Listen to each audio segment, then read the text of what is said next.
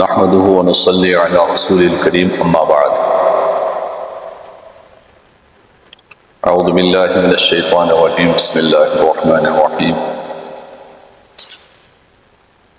ولقد صرفنا للناس في هذا القرآن من كل مثل فأبى أكثر الناس إلا كفورا. وقالوا لن نؤمن لك حتى تفجر لنا من الأرض ينبوعا أو تكون لك جنة من نخيل وعنب فتفجر الأنهار خلالها تفجيرا أو تسقط السماء كما زعمت علينا كسفا أو تأتي بالله والملائكة قبيلا أو يكون لك بيت من زخرف أو ترقى في السماء ولن نؤمن لرقيك حتى تنزل علينا كتابا نقرأه قل سبحان ربي هل كنت إلا بشرا رسولا. صدق الله العلي العظيم وصدق رسوله النبي الكريم ونحن على ذلك من الشاهدين والشاكرين والحمد لله رب العالمين. رب اشرح لي صدري ويسر لي أمري واحلل عقدة من لساني يفقهوا قولي ورب زدني علما نافعا وإيمانا كاملا وعملا صالحا متقبلا وشفاء من كل داء. وصلى الله تعالى على خير خلقه محمد وعلى آله وأصحابه أجمعين برحمتك يا أرحم الراحمين.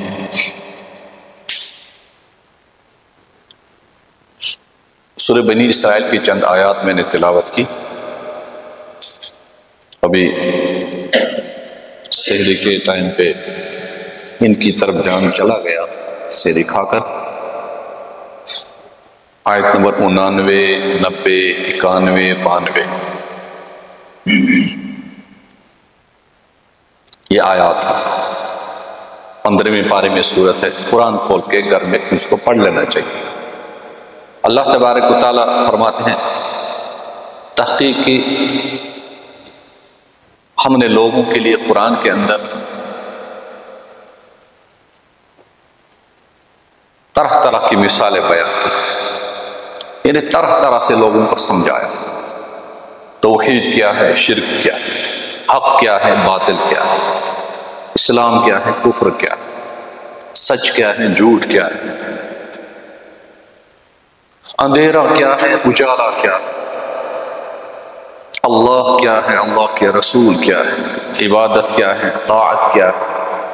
خیر طرح طرح سے سمجھائے. فَأَبَى أَكْثَرُ النَّاسِ إِلَّا كُفُورًا.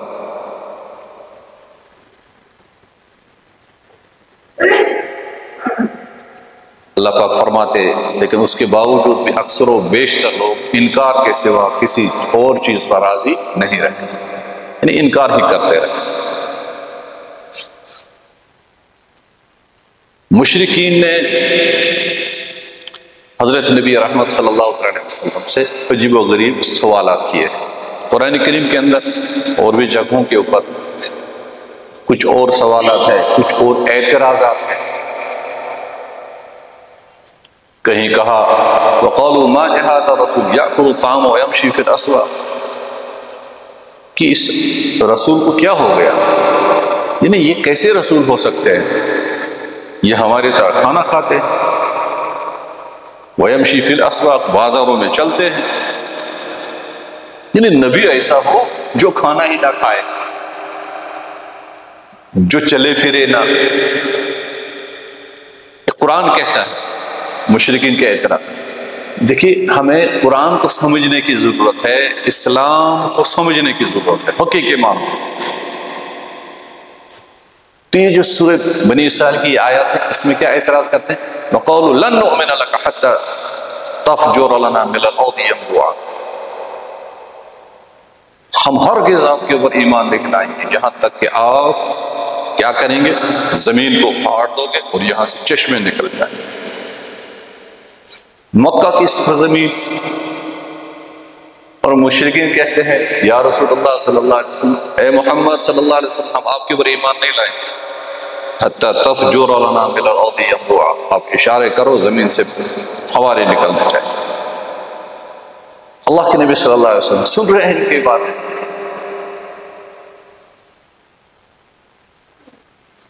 او تکون لک جنت من نخیل وعنب فتفجر الانہار خلالها تفجیرا.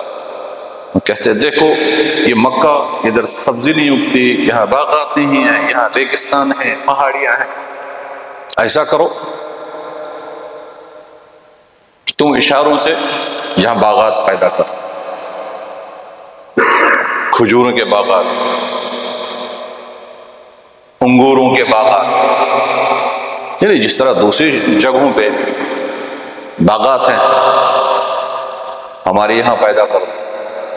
اور اتنے نہیں، ہم تب ایمان لائیں گے وہ باغات کھجوروں کے ہو، وہ باغات انگوروں کے ہو، فَتَفْجُرَ لَنَا مِنَ الْأَرْضِ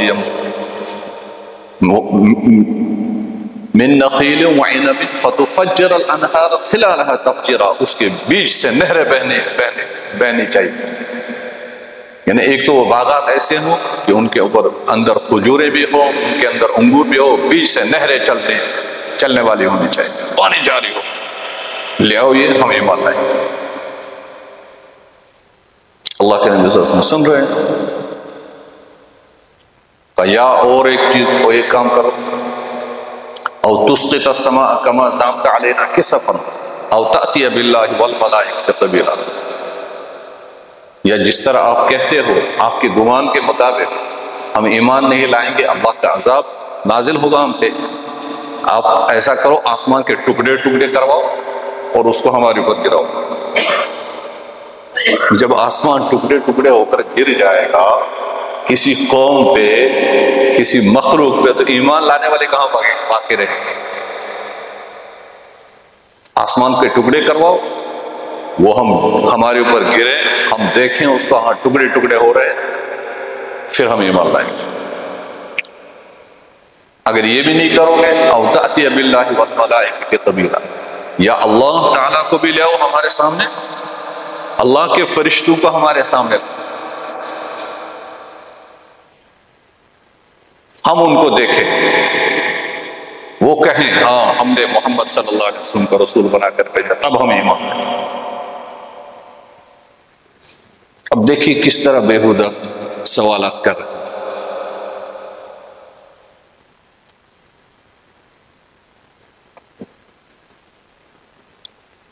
کہتے ہیں ایک اور صورت ہے، او یکون لک بیت من زخرف، یا ایک کام اور کرو، آپ اپنے لیے ایک سونے کا گھر پیدا کرو،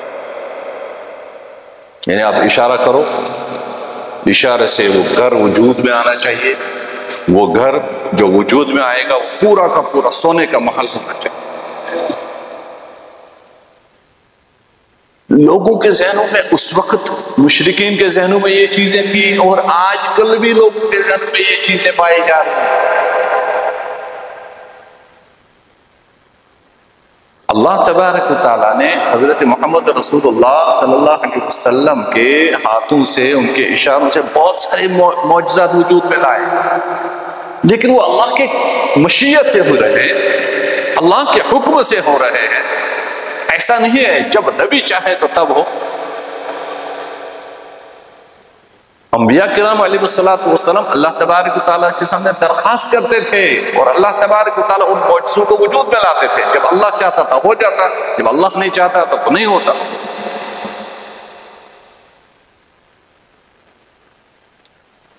او یکون لک بیت من زخرف، یا تو آپ کے لیے ایک سونے کا گھر ہو، پورا سونے کا ہو، اگر ہوگا ہم دیکھیں گے اس کو، ہاں ہے، پھر ہم ایمان لائیں گے۔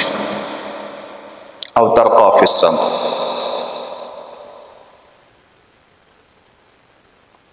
یا تو ایک کام اور، آپ آسمان پہ چڑھ جاؤ ہمارے آنکھوں کے سامنے،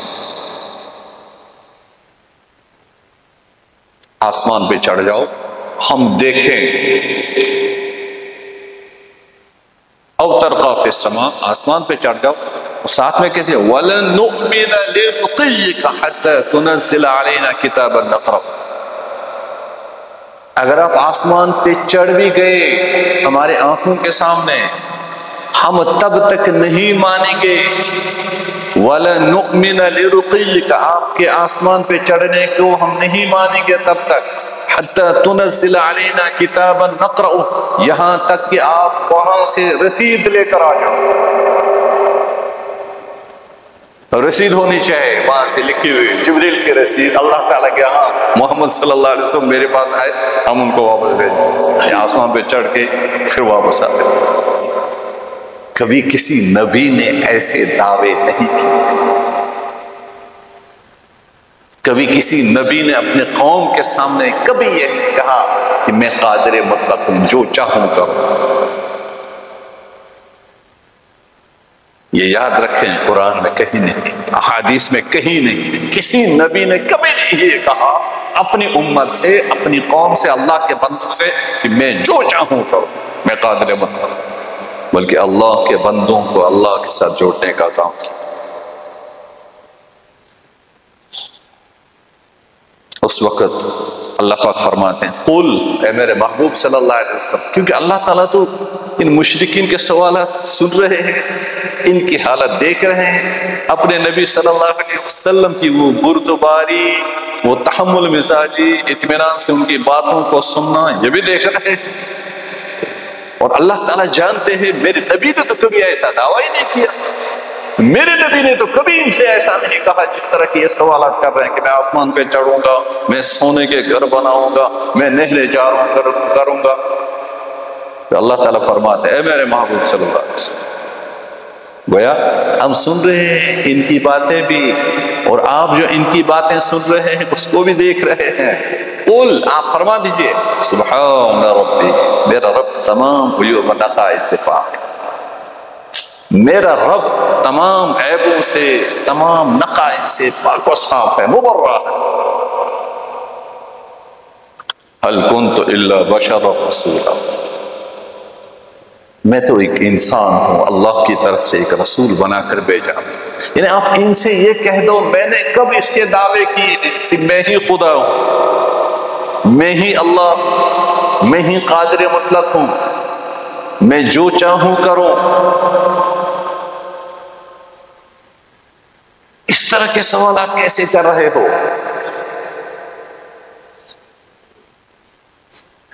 آج کل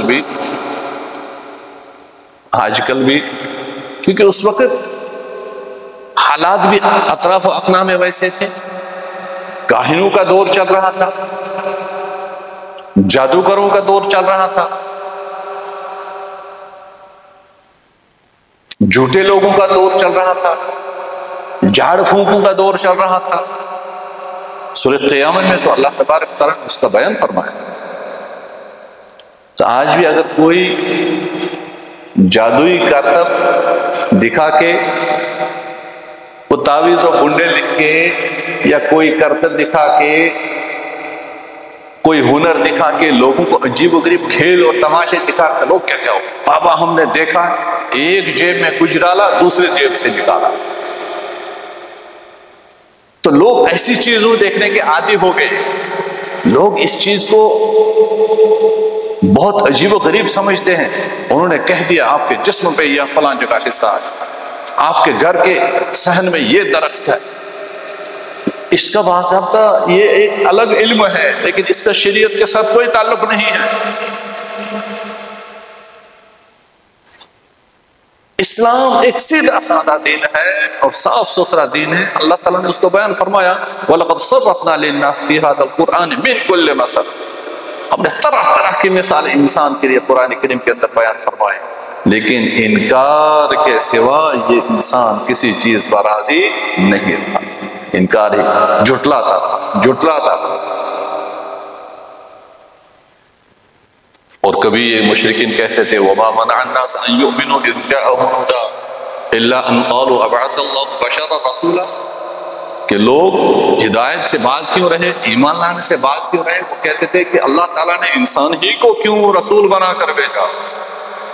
قُلْ لَوْ كَانَ فِي الْأَرْضِ مَلَائِكَةٌ يَمْشُونَ مُطْمَئِنِّينَ لَنَزَّلْنَا عَلَيْهِم مِّنَ السَّمَاءِ مَلَكًا رَّسُولًا، آپ فرما دیجئے جس طرح انسان زمین کے اوپر چلتے پھرتے ہیں اطمینان کے ساتھ، انسان جس طرح زمین کے اوپر اطمینان سے چلتے پھرتے، اگر فرشتے بھی اس طرح چلتے پھرتے ہم فرشتوں کو رسول بنا کر بھیجتے۔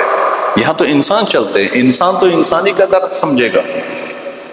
جب کوئی امتی اپنی نبی کے پاس جائے گا بولے گا مجھے بھوک لگی ہے، وہ نبی تب سمجھے گا جب نبی کو خود بھوک کا سابقہ پڑا ہو۔ میرا بچہ بیمار ہے، یہ وہ تب سمجھے گا جب نبی کے موجودگی میں ان کے بچے بیمار ہوئے ہو۔ میرے جسم کے اندر درد ہے، وہ تو تب سمجھے گا جب نبی کے جسم میں بھی درد ہوتا، اپنے امتیوں کے دکھ سمجھیں گے۔ تو انسان زمین پہ چلتے پھر رہے ہیں، اللہ تبارک و تعالیٰ نے انسانوں میں سے ہی رسول کو بھیجا تاکہ انسان ایک دوسرے کی دکھ سمجھ لے، یہ نبی اپنے امتیوں کا درد سمجھ لے، ان کی ضرورتوں کو محسوس کر لیں، اس اعتبار سے ان کی نفسانیت کو سمجھے، اور ان تمام چیزوں کو سمجھنے کے بعد اسی کے مطابق اللہ تعالیٰ دین فطرت نازل کر کے اس تمام چیزوں کو مد نظر رکھتے ہوئے اللہ کے بندوں کو اللہ کے ساتھ جوڑنے کا کام کرتا ہے۔ فرشتوں کو تو بھوک لگتی نہیں ہے، وہ کیا سمجھے کہ بھوکے رہنے سے کیا ہوگا۔ اسی طرح بہت ساری چیزیں ہیں جو انسانوں کو پیش آتی ہیں، فرشتوں کو نہیں پیش آتی ہیں۔ تو مشرکین یہ بھی کہتے تھے اللہ تعالیٰ نے انسان کو ہی کیوں فرشتہ یہ رسول بنا کر بھیجا؟ تو طرح طرح کے اعتراضات ہیں۔ اللہ تبارک و تعالیٰ فرماتے ہیں بہت سارے لوگ جنہوں نے حق کو تسلیم کر لیا تو ایمان لایا، حق کے اوپر چل پڑے، اور بہت سارے لوگ انہوں نے نقص نکالنے شروع کر دیے۔